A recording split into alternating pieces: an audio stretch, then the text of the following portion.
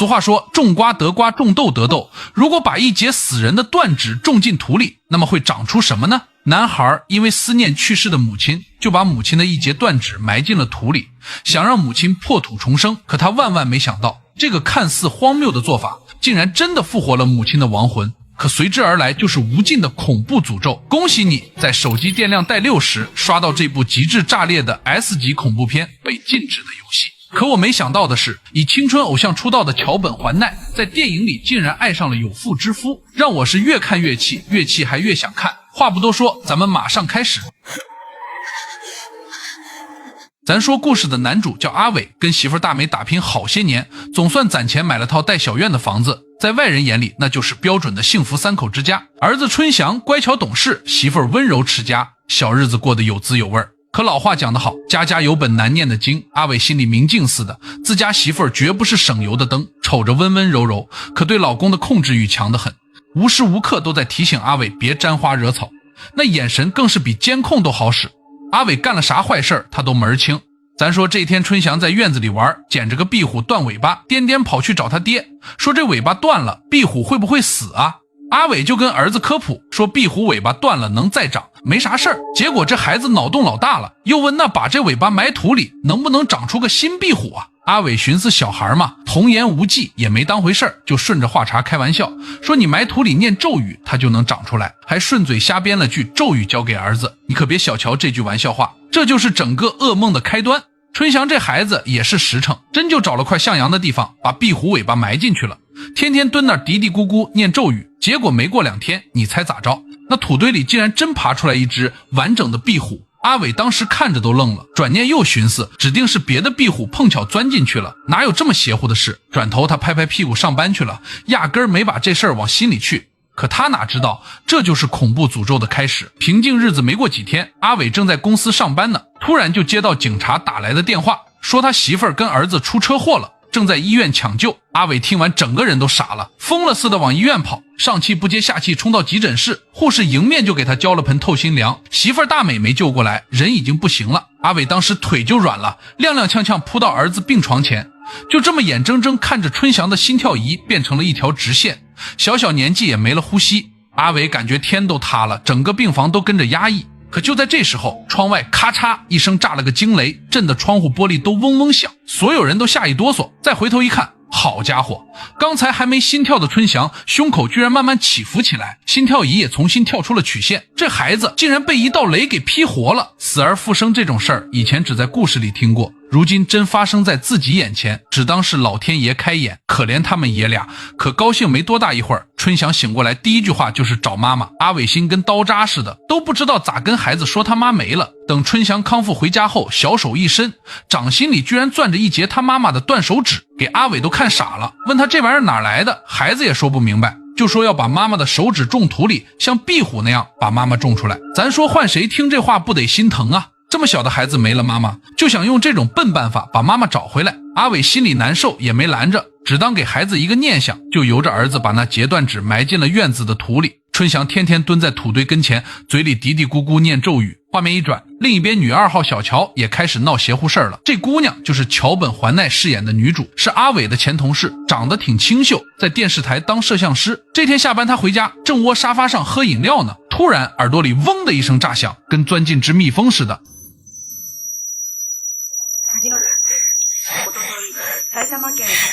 正捂着耳朵呢，谁知下一秒饮料洒了一身，他都顾不上擦，心里直发毛。好好的杯子怎么说碎就碎了？正懵着呢，电视里插播新闻说一起肇事逃逸案告破，受害者是一对母子。小乔定睛一看，这不是阿伟他媳妇儿和儿子吗？他当时心里咯噔一下，一股子不好的预感直接窜上了后脑勺。大美出殡那天，小乔寻思以前同事一场，过去吊唁一下。到了灵堂，他抬头瞅了一眼大美的遗像，那照片上的人眼睛直勾勾的，咋看咋像在盯着自己看，给小乔吓得一缩脖子，赶紧低下头鞠躬。正准备走呢，就看见春祥一个人孤零零坐椅子上，怪可怜的。他就过去想安慰2句，结果春祥抬起头，面无表情跟他来了一句：妈妈とお別れだって、また会えるよね。那语气平平淡淡的，听得小乔后背直冒凉风，正不知道咋接话呢。阿伟过来带儿子走，春祥走的时候突然回头，那眼神跟淬了毒似的，恶狠狠瞪了小乔一眼，给他当场就麻爪了。一段封了7年的记忆一下就涌上了心头。咱说这事儿得倒回7年前，那时候小乔刚参加工作，跟阿伟在一个公司。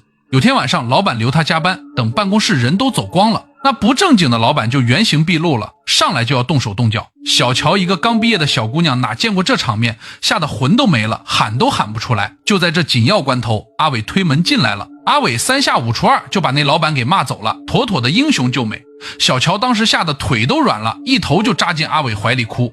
阿伟也没推开他，正伸手想安慰2句呢，手机突然响了，是他媳妇大美打来的。阿伟接完电话脸色都变了，急急忙忙就走了，连掉在地上的打火机都没顾得上捡。就这么一出，小乔彻底对阿伟动心了，寻思这男人又温柔又靠谱，可惜啊，人家已经结婚了。他回家琢磨半天，决定还是写封感谢信，还买了个新打火机，想找机会送给阿伟。可信刚写一半，他鼻子突然一热，流鼻血了，擦都擦不及。紧接着家里电话就响了，他接起来一听，对面没人说话，就传来一阵滋滋啦啦的怪声，没2秒就挂了。小乔寻思谁打错了，也没当回事儿。第二天他好不容易逮着机会想把礼物给阿伟，结果阿伟又接到媳妇电话，说孩子要出生了，转身就往医院跑，又没送出去。到了当天晚上，那通奇怪的电话又打来了，这次不是杂音了。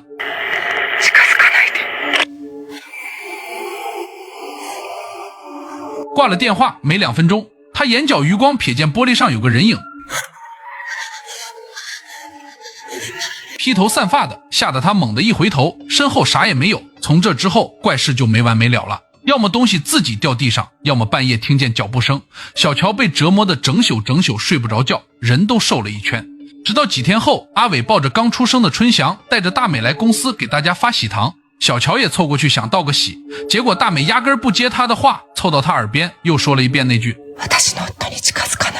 那声音跟电话里的一模一样。小乔当时脑袋嗡的一声，合着之前那些怪事全是大美干的。他回家赶紧上网查，越查越后怕。有句话说的真对，活人的怨念有时候比鬼都吓人。大美这哪是普通女人啊，这是有真本事的，自己那点小心思人家早就门清了，这是在敲打自己呢。这时闺蜜打电话来，她把自己喜欢阿伟的事儿告诉了她，可话刚说完，电话里再次出现了大美的声音。下一秒家里突然断电了，还不等小乔跑出门，恐怖的一幕发生了。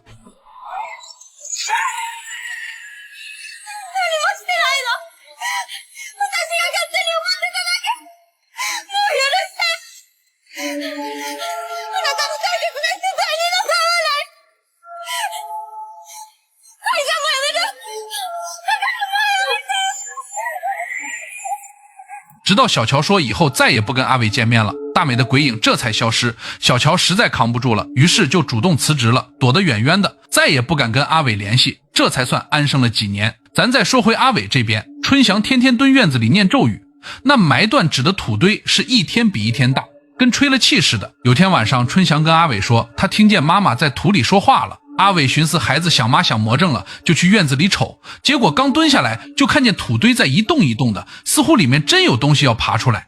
他壮着胆子用手一点点扒开泥土，这一扒不要紧，差点没给他魂吓飞了。土里居然埋着个老大的蚕蛹，白花花的，还在那蠕动呢。阿伟嗷唠一嗓子，顺手抓起旁边一根削尖的木头，疯了似的往土里扎，一下接一下，直到那玩意儿不动了，缩回土里去了，他才瘫坐在地上，浑身冷汗跟水洗似的。这边阿伟家里闹邪，那边小乔也没好到哪去。这天他们电视台请了个法师来录灵异节目，录完休息的时候，法师找小乔借火点烟，小乔就把那个一直没送出去的打火机递过去了，结果法师刚碰到打火机，脸色歘一下就白了，抬头盯着小乔，眼神都直了，神秘兮兮跟他说，姑娘，你被脏东西缠上了，这东西不人不鬼的，力量却大得很，再这么下去你小命都难保。说完塞给他一张名片，让他想好了就去找自己。小乔本来还不信这些，寻思这就是节目组找的托，根本没当回事儿。结果开车回家的路上，那通消失好几年的诡异电话又打来了。大丈夫だから。下一秒，砰的一声巨响，一只黑乌鸦直愣愣撞在了挡风玻璃上。鲜血溅了一玻璃，当场就死透了。小乔吓得方向盘都差点握不住，赶紧把车停路边，心脏突突跳得快从嗓子眼里蹦出来。这时候他才想起法师的话，合着人家真没忽悠自己。第二天，小乔就根据名片的地址找到了法师，见了面，法师也不绕弯子，捏住小乔的手腕就去感应。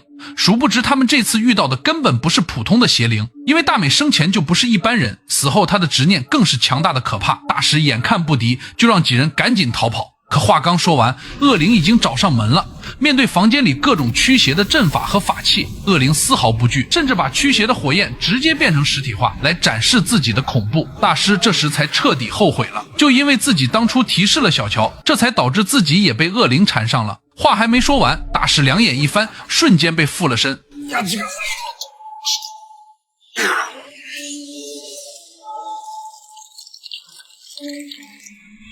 小乔见状是拔腿就跑，可刚到走廊，却发现黄毛大师提溜着大刀已经把路堵死。小乔心想，这下算是完了。就在他即将放弃的时候，黄毛大师提刀竟然冲向了胖大师，一刀解决了对方。这恶灵可不是一般的炮，眼瞅宿主死了，瞬间又附身到了黄毛身上。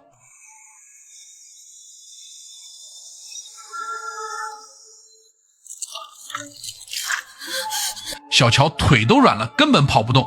可黄毛大师也是个狠人，用尽最后一丝理智，竟然硬生生的拿刀砍掉了自己的脑袋。可恐怖的是，这脑袋都掉了，最后竟然还对着小乔恶狠狠说了一句。小乔这下被彻底逼急了，他拿起摄像机直接找到了阿伟家，见面后就直接把这段时间发生的事一五一十的告诉了阿伟。可阿伟根本不相信他，一顿臭骂就把小乔赶了出去。可刚出门的小乔就听到了春祥在絮絮叨叨的说啥，他拿起摄像机对着门缝就开始偷拍。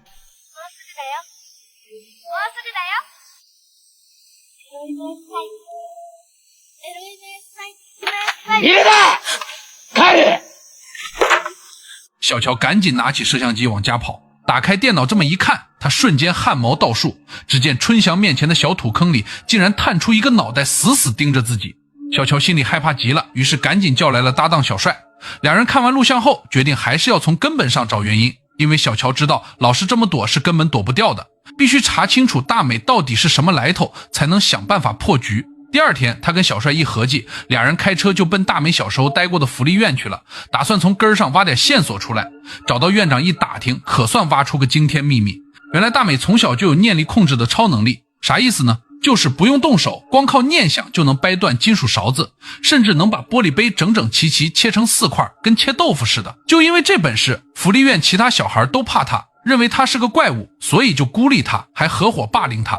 有一次3个女孩把他锁进地下室小黑屋，几个人在楼梯口嘲笑他，结果笑着笑着，领头那个女孩突然像被人拽了一把，嗷一声就从楼梯上扯了下去，当场就没气了。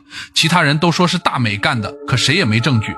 院长还说大美这能力是天生的，邪乎得很，因为他妈以前就有这本事。小乔俩人听完后背直冒凉风，合着这女的从小就是个狠角色啊。可就算她再有本事，人都死了还能出来作妖吗？这时候小乔突然想起法师说的话，要想结束这一切，就得毁掉他从异世界带回来的肉身，事不宜迟。俩人立马开车去找阿伟。等见到阿伟，小乔也不藏着掖着了，把前前后后这些事儿全都说了，说你媳妇儿大美即将复活，再不毁了她，咱们都得死。阿伟一开始还不信，觉得他胡说八道，可就在这时，院子里竟然传来了大美的声音，阿伟这才彻底慌了。俩人跑到院子里一看，那土堆正一起一伏的，跟里面有人在喘气似的，眼看就要破土而出了。阿伟咬咬牙，拎起一把斧头就走过去了。事到如今也顾不上什么夫妻情分了，再犹豫全家都得搭进去。可他刚举起斧头，土堆里就传来了大美的哭声。阿伟手里的斧头当场就举不动了，毕竟是同床共枕多年的媳妇儿，哪能说砍就砍。就这么犹豫的几秒钟，哗啦一声，一只惨白的手从土里伸出来，一把就攥住了阿伟的脚脖子。小乔眼疾手快，抄起斧头照着那胳膊就砍下去，咔嚓一声，胳膊直接砍断了。可还没等俩人喘口气，诡异的事发生了，那截断掉的胳膊居然自己往回爬，啪一下接回去了，连个疤都没留下。好家伙，这不纯纯无敌了吗？紧接着，一个女人慢慢从土里站了起来，身上的泥土和蚕蛹似的外皮一点点脱落，露出里面白皙透亮的皮肤，整个人跟发光似的。可也就正常了3秒钟，她脸上突然浮现出密密麻麻的裂纹，皮肤下面像有东西在爬，瞬间从天使变成了恶鬼，眼神凶的能吃人。他捡起地上的斧头，嗷一声就朝俩人冲过来了。阿伟和小乔吓得转身就跑，跑到门口发现门锁死了，怎么拧都拧不开，眼瞅着恶鬼就到身后了。阿伟急眼了，一肩膀把门撞碎了，俩人连滚带爬往外跑，跑到车跟前，车子死活打不着火，没办法，只能弃车往旁边树林里钻。跑了半天，俩人发现林子里有个小木屋，赶紧钻进去躲着。缓过来点劲，阿伟终于说了实话，说这些年自己过的根本不是人日子，大美控制欲太强了，自己不管在哪儿跟谁在一起说啥话他都知道，跟身边安了个监控似的，压得他喘不过气。他说其实自己早就对小乔有好感了，就是一直不敢说。咱说这话说的逃命呢，还在这儿谈情说爱，这不纯纯作死吗？果然话音刚落，哐当一声，木屋的墙直接被斧头劈开了，大美那张狰狞的脸出现在破洞后面，合着人家早就追过来了，搁旁边听了个一清二楚。俩人吓得魂都飞了，赶紧从另一边破门往外跑，大美在后面拎着斧头紧追不舍。跑着跑着，前面出现了火车道，俩人实在跑不动了，瘫在铁轨上大口喘气。这时候远处传来火车的鸣笛声，一束强光照了过来。就在这千钧一发之际，小乔使劲拽了阿伟一把，俩人滚到了铁轨旁边。大美收不住势，正好站在铁轨中间，疾驰而来的火车砰一下就撞了上去，当场就把他撞得四分五裂，碎块溅得到处都是。俩人搀扶着赶紧离开，寻思这回总算是结束了吧。小乔歇了会儿，开车准备回家。路上接到小帅的电话，小帅说又查到新线索了，大美的妈以前就有超能力，还创立过邪教，后来被信徒杀了，这能力是遗传的，母传女，女传子。小乔听到遗传俩字，脑袋嗡一声，浑身的血都凉了。坏了，春祥也就是大美的儿子，他肯定也遗传了这能力啊。另一边，阿伟失魂落魄回到家，刚进院子就傻了，那些被火车撞碎的尸块居然自己在往院子里爬，一点点往一起凑。他身后传来脚步声，回头一看，春祥就站在那儿，眼神阴恻恻的。阿伟这才反应过来，合着从始至终根本就不是大美复活了，真正在背后操控一切的正是自己的儿子春祥。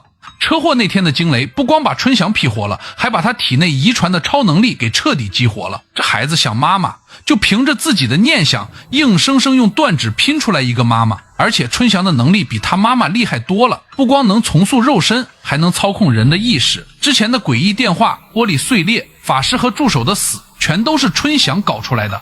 他就是想把妈妈找回来，谁拦着他，他就收拾谁。小乔之前以为是大美的怨念，其实全是这小孩的执念。你说吓人不吓人？咱说生死有命，富贵在天，强行改命那就是逆天而行，肯定是要遭天谴的。